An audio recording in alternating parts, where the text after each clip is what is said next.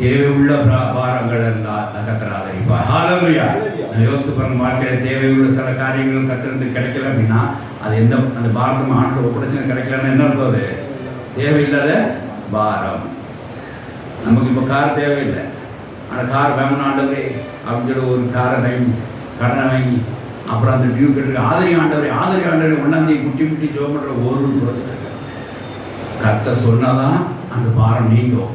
கர்த்தர் சொல்லி தான் நீங்கள் பாரத்தை உண்டாக்கிக்க வேண்டும். ஆனால் நீங்கள் என்ன செஞ்சுருக்கீங்க? உங்கள் நிச்சயம் பிரகாரம் பாரத்தை உண்டாக்கிட்டீங்கன்னா வராது. 7 வருஷம் சோத்திரம் தான். ரொம்ப கேர்ஃபுல்லாக இருக்கணும் வாழ்க்கையில்.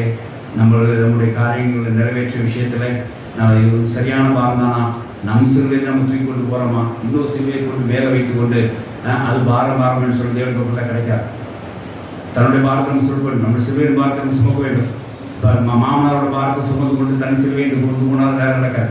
தன்னோட மாமியார் பாரத்தை சுமந்து கொண்டு தன் சிறுவை கொண்டு ஒத்து வராது.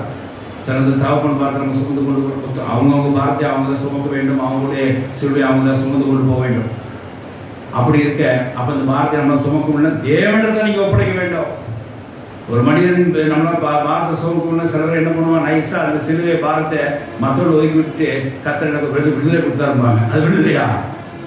இன்னொரு மேலே பாரத்தை வச்சுக்கிட்டு விடுதலை கொடுத்தாருங்கிறாங்க. மாமியார் மருமகள் மேலே நம்பிக்கை வைத்தால் அது உடனே விடுதலை ஆயிடுமா? இந்த பாரத்தை சுமந்து வராது. அப்பா பிள்ளை மேலே வச்சு இந்த பிள்ளைகள் காரியத்தை சுமந்து கொள்வாங்க, என் பிள்ளைங்க பார்த்துக்கணும் பாரத்தை வைத்தால் அது வந்து பாரத்தை சுமக்கிறோம் ஆயிருமா? அது விடுதலை ஆயிருமா? ஆகாது. நீங்க எப்போ தேவனிடத்தில் பாரத்தை ஒப்படைக்கிறீங்களோ அப்பதான் விடுதலை உண்டாகும். நம்ம யார் மேலே அவசரத்தை கொண்டு வச்சுக்கிறோம். நான் அப்பதான் எப்போ அப்பதான் வச்சுப்பேன். ஒரு கடன் ஒரு தேவைன்னா உடனே யாரை கடன் வாங்கணும் அப்பதான்